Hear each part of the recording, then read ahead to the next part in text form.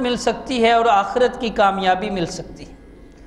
اور مسلمان پر کلمہ پڑھنے کے بعد جو احکام لاگو ہوتے ہیں ان احکام میں سے سب سے پہلا حکم نماز کا ہے، اور نماز اسلام کے بنیادی ارکان میں سے کلمہ پڑھنے کے بعد سب سے پہلا رکن نماز ہے۔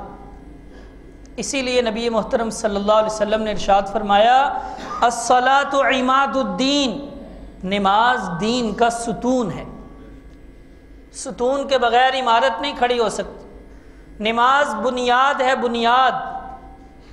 اور آپ صلی اللہ علیہ وسلم نے ارشاد فرمایا انما موضع الصلاۃ من الدین کموضع الرأس من الجسد، نماز کی حیثیت دین اور اسلام کے اندر ایسے ہے جیسے انسان کے جسم کے اندر سر کی حیثیت ہے، کہ جس طرح سر کے بغیر جسم کسی کام کا نہیں۔ کسی کو سر کے بغیر بھی دیکھا ہے آپ نے؟